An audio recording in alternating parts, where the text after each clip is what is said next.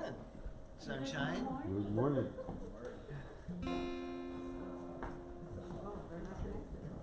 It's that time. It is that time. All right.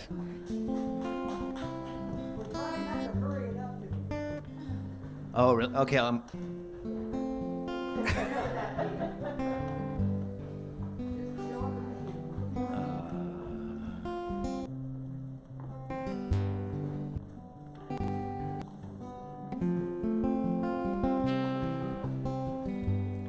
We'll start with a sing-along.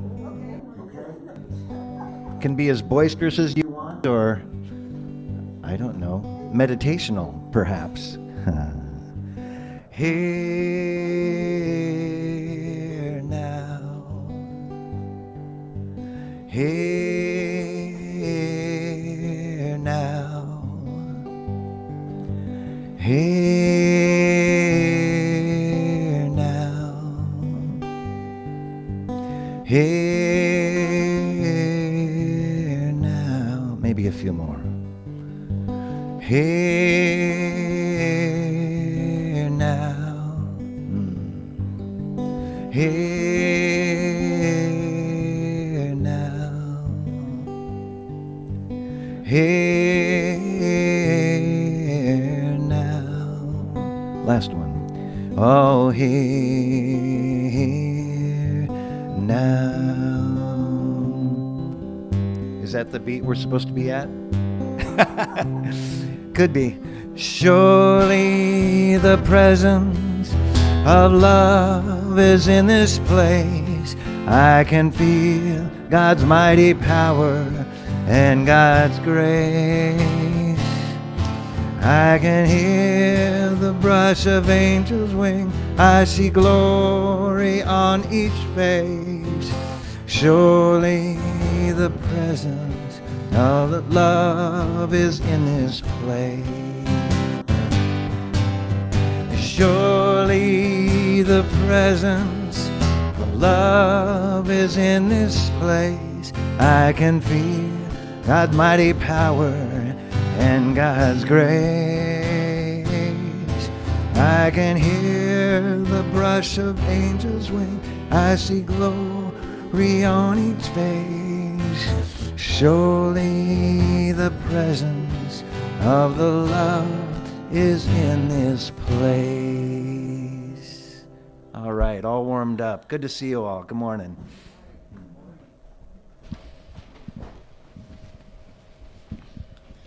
Good morning, Steve. It's good to see you too. Thank you.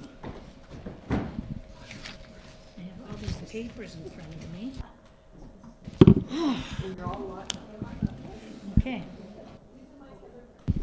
Oh, use the mic? What a concept, right?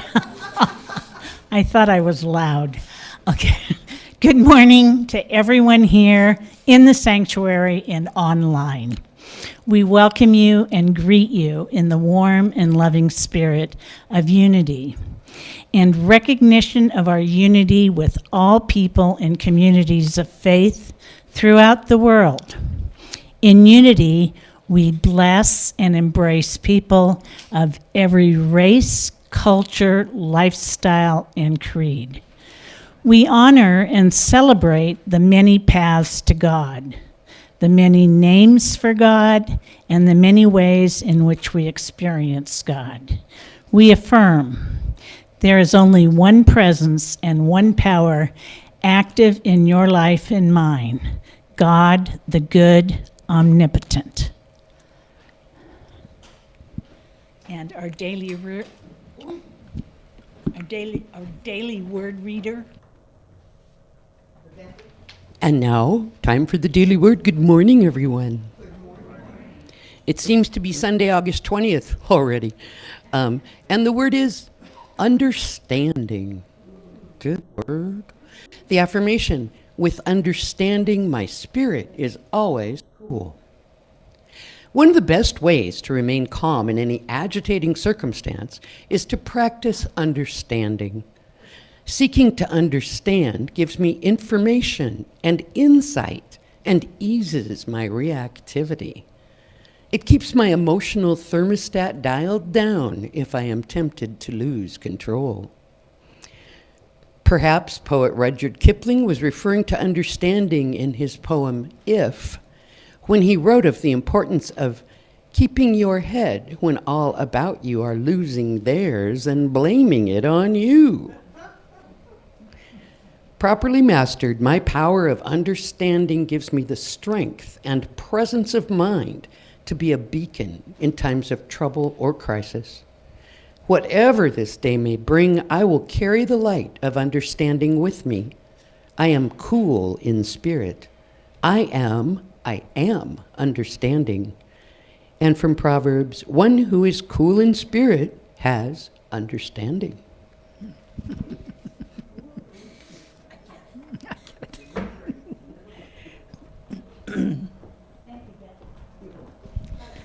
Thank you, Beth.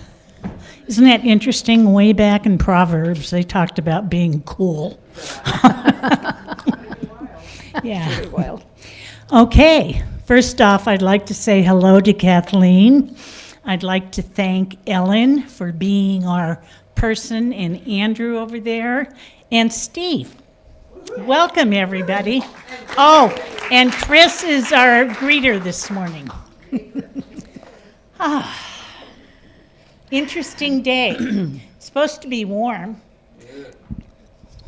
Little smoky, but yeah, it's working on it. If this is your first Sunday with us, we welcome you. Thank you to Kathleen. I already did that. Oh, it's okay. Our prayer ministers are active and wish to support you in prayer. Send your requests to prayers@unitysv.org or place them in the box on the credenza here in the sanctuary. We pray with you for a month and then send your prayers to Silent Unity, where they are lovingly blessed in the Spirit, lovingly blessed in the Silent Unity prayer room for another month. And we have a prayer team meeting on Tuesday afternoon at 2 o'clock. Okay, announcements. Classes and special events with dates and times are on the back of your program. And they can also be found here on our community boards. For more information on what's happening at Unity Skagit Valley, visit us at unitysv.org and sign up for our newsletter, your weekly dose of inspiration and resources. Okay, I'm going to do just a couple of updates. Reverend Linda sent us an update, so I'm going to read it to you. She gave us permission to share it. So, good morning. It's the 19th of August, and I've created a group email of friends and family. I don't know if you will want to receive these, but tell me if you don't. As you know, the recurrence of large B-cell lymphoma in April set a course of events in motion that have kept us in the medical swirl for these last months. One treatment after another, and then an interview with Fred Hutchinson Cancer Center to enter their CAR-T intensive multi-immunotherapy clinic for treatment. Kay, and then Sky, and I were in Seattle frequently 3 days a week for testing and procedures. On July 14th, they performed the extraction of my T cells and sent them off to New Jersey for a month to be reprogrammed into supercells. I don't know what that required. On Monday, August 7th, I moved to Seattle to be close to the Hutch and UW hospital. The science of this is outside my ability to comprehend. Mine too. For the next month at least, I'm not allowed to be any further away than 30 minutes. The transformed T cells arrived back in Seattle to be administered yesterday, August 18th. And at 11:20 a.m., miracle medical innovation and transformation and the incredible care of the nurses, the cells were delivered back into my body to do some major work. The potential side effects are monumental, but I feel assured that the care I will receive, if and when things go south, will bring me through the crisis. I had experienced months of anxiety about what would happen to me, but I'm grateful to say that all the fear had dissipated by last week. Twinges, but not like before. It really is the experience of grace for me, to worry and then finally sink into peace. Grace is always there when I'm ready. Today, I feel weak and a little woozy, but overall, I'm okay. I have a clinic appointment and a blood draw at 1, but the remainder is about rest. We have to take my temperature frequently because that's the first sign of things happening in a bigger way. For now, I ate, had coffee, am dressed. I may have to hang on to walls as I walk, but overall, I think I can make it from place to place, as long as it isn't too far. Tomorrow may be a completely different story, but who can say what and when and how it will be? But I can surrender now and allow it to be. I faced into it, and that feels good. Thank you for the miracles you've worked and created so that we could go through this process surrounded by your love and support. We are so very blessed. I love you very much. Oh, and we love you, Linda. I'd like to make a special note of an announcement. Oops. I'd like to make a special note of an announcement that we have. Janet and Narian will be here on Friday night. They are so wonderful. They bring such energy.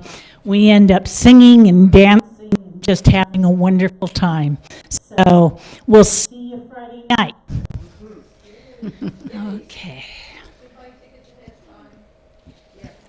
Oh, I'm sorry. Ellen has tickets. So stop by and see Ellen for a ticket. I think that you can also, if you want to pay online, you can go ahead and go to unitysv.org, and where it says donate, and it'll ask as you go through the process, what's it for? Okay, so that works too. Oh, I'm so glad to hear from Linda.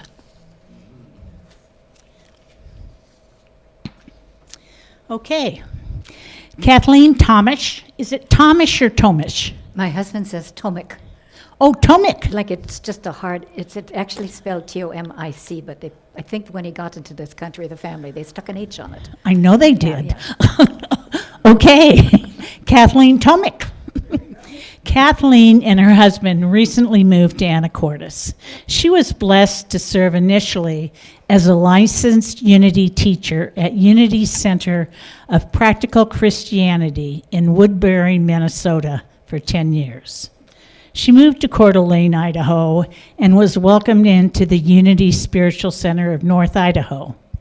The minister said, "I have been praying for a licensed teacher," when she introduced herself after the service.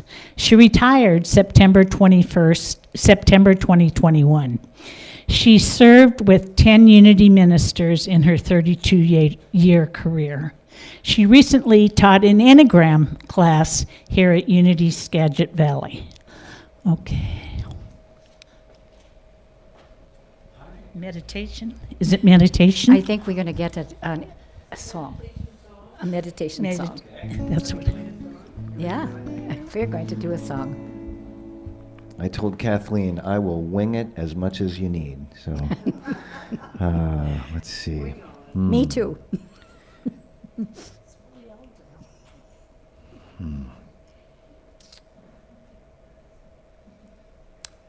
Everybody wave. Hi, Linda. Hi, Sky. Hi, Kay. I don't know if they're on or not today, but whenever you're watching this, we love you. So.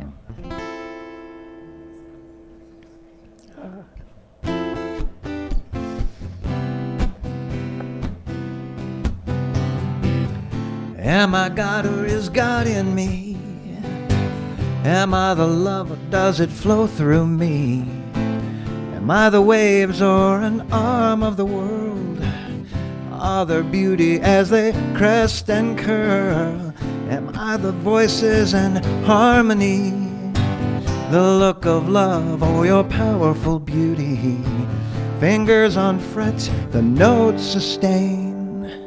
The ivory's pressed, only love remains. Am I all these things? Or maybe so much more. For years and years I've come to explore.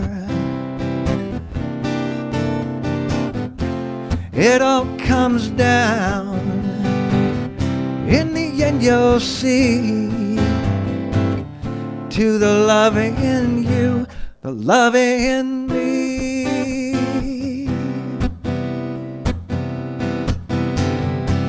Am I the notes that make the song, or lovers' hearts as we dance along? And maybe stars in a desert sky.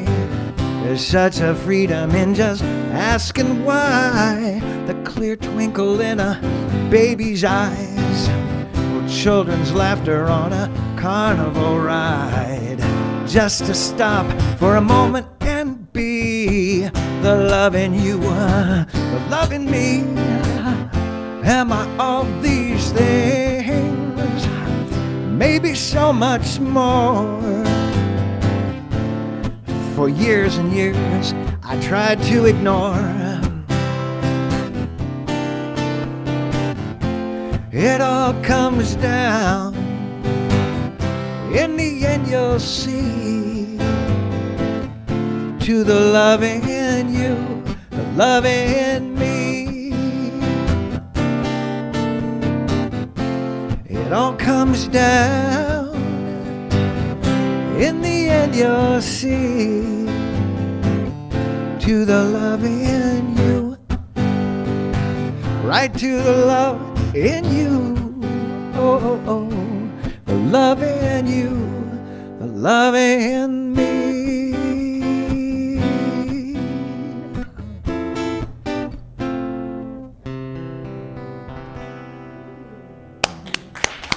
Thanks. Thank you. Good morning.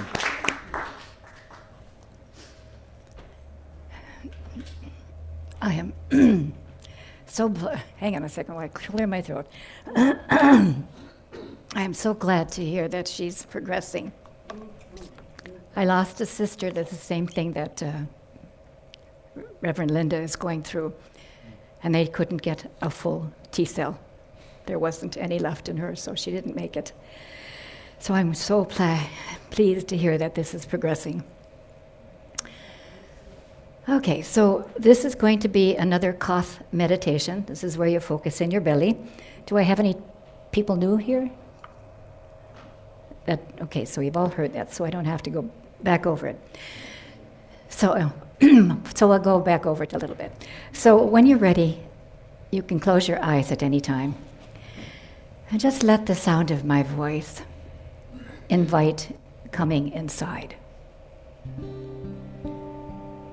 Settle into your seat by becoming aware of your feet on the floor, your thighs in the seat, your arms in your lap, and the clasped hands resting against the cuff point. It helps to tighten your belly briefly as you straighten your back and sides as a support for your head. And it helps to lengthen the neck by pulling slightly back to find the balance point. The chin will tuck in and the tongue will naturally rest against the roof of the mouth. Now it's just simple relaxing into our living stream of consciousness.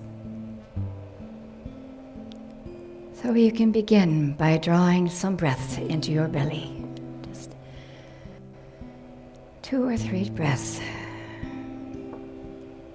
As your breathing slows down, begin to follow your breath up and down, up and and down, knowing the oneness is just around us. Not just around us, but it is actually in us. And just be with the sensing, looking, and listening deeply.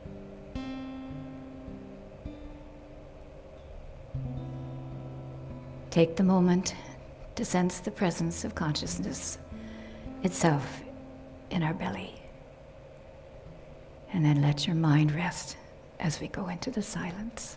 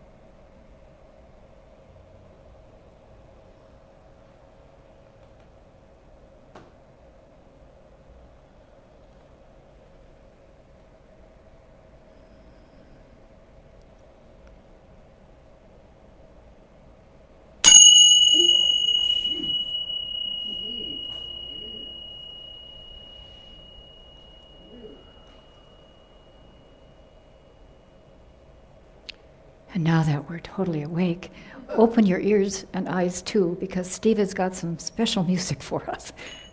Wow, that was loud. Yes, we're awake. We are awake. Oh, wow.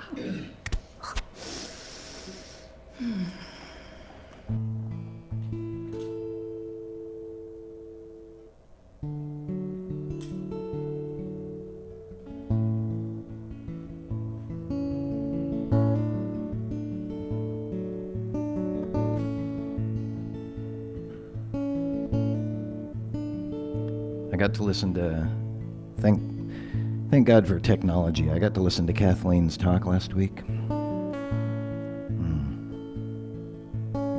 I told her I don't want to fly on a plane with her.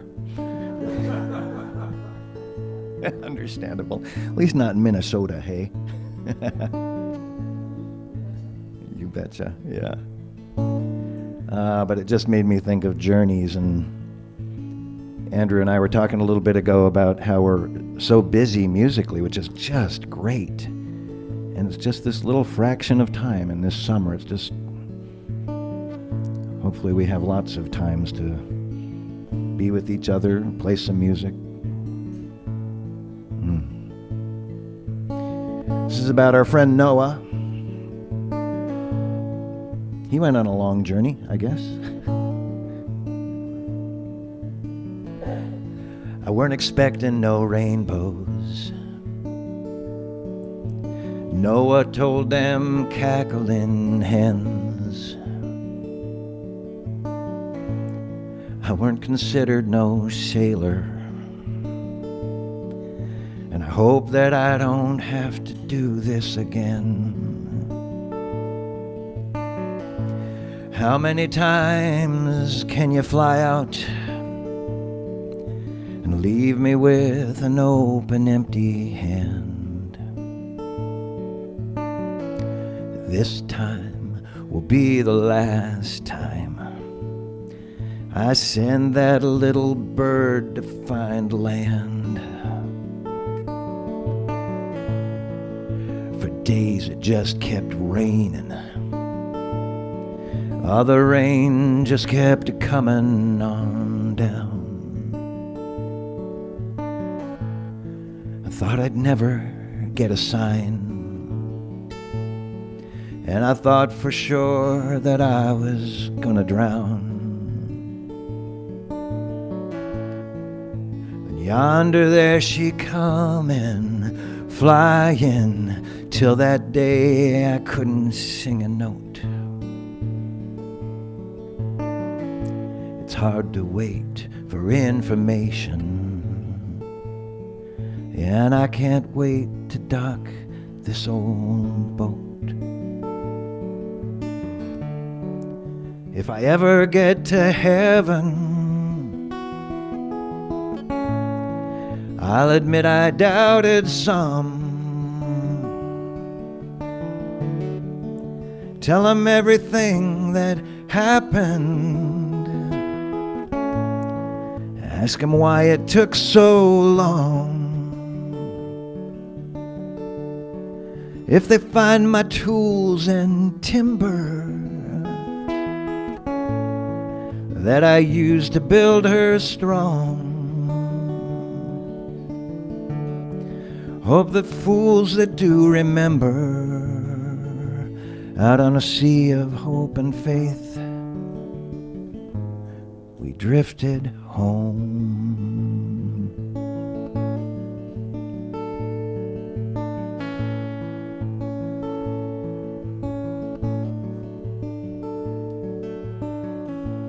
I was pretty sure someone would be there to meet us. Noah told them chickens to their face as he looked out from that mountain. He could see what time would do to this old place. Is everybody coming with me? It'll take a little time to settle in, and I hope everyone forgives me because this took a little longer than I planned. Y'all hold on to one another, and you make sure you don't drift apart. And we'll truck on down this mountain, and we'll find a level place to make a brand new start.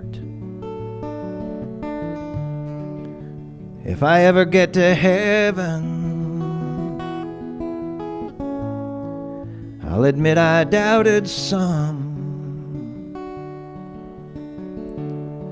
I'll tell them everything that happened. Ask them why it took so long. If they find my tools and timber that I used to build her strong, I hope the fools that do remember, out on a sea of hope and faith, we drifted home.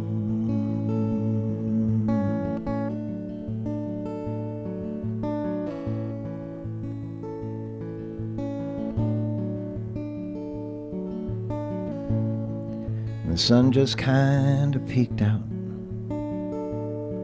It was just enough to make us feel assured. The only thing that Noah kept repeating is that he sure was glad to see that little bird.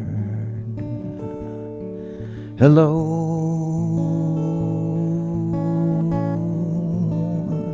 it's good to see you. Been a long, long time. Hello,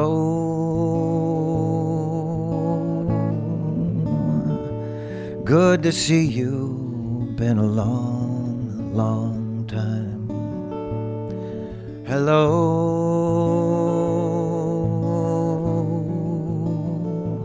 good to see you. Been a long, long time. Been a long, long time. A long, long time. Been a long, long time.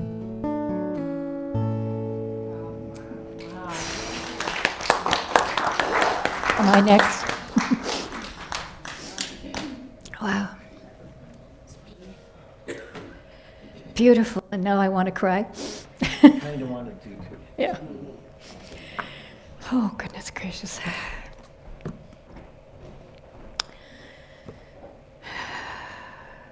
have to get centered. So this is me talking about my life. This is the journey of presence, and it starts with my personal story of embodiment. So living life is through this body. It's why I remind my students, you are each an individuated drop of grace in human form, and it's an absolute gift to be embodied. I didn't know that as a child.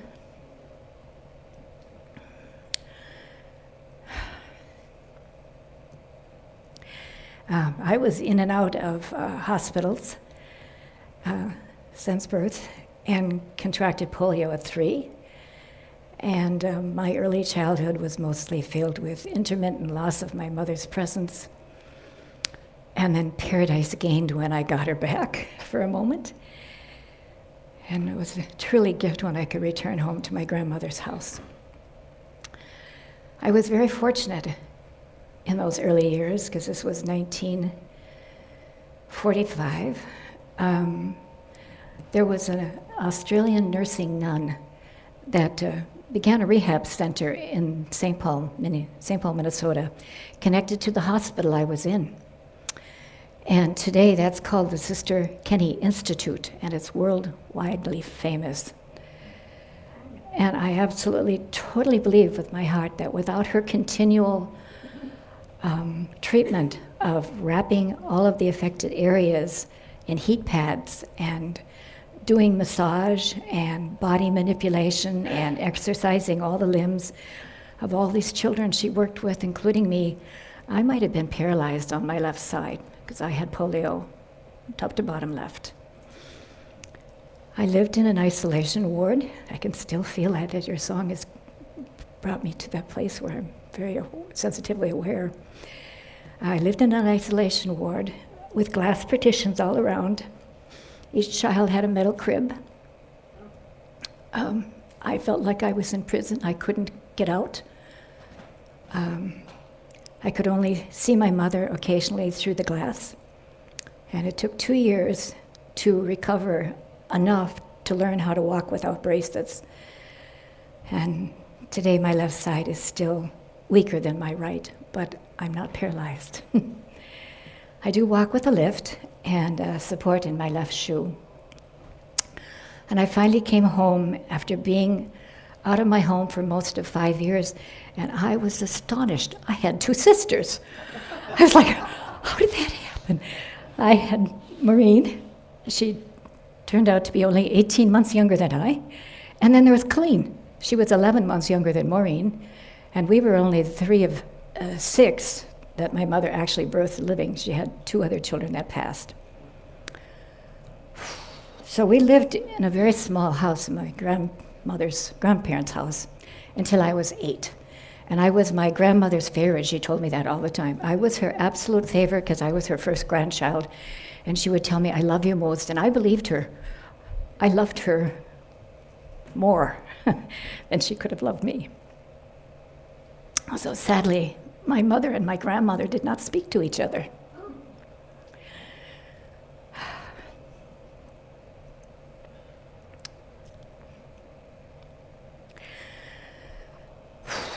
Would you like to hand me that glass of water? Because I'm hanging onto the podium.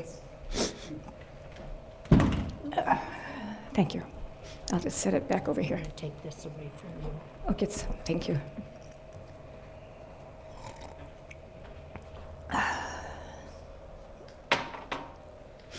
I don't think I've ever told this story to a group of people, even though it's not just a story. Well, I became a go-between between these 2 women that I loved. It was continuous. Go ask your grandmother. Go tell your mother. There was just an implacable anger between the 2. And in 1953, we moved into our own home. And daily life was very difficult. I was repeatedly hospitalized for lung infections and chronic bronchitis. And I lived in a wet room. I had difficulty breathing. I often dreamed I was suffocating. My diet was restricted. I've been gluten intolerant all my life. I find today that it's still hard to digest some foods. I need digestive enzymes even today. I wore only cotton, white cotton clothing. My mother made it out of sheets because my skin would not heal. I was covered with weeping eczema.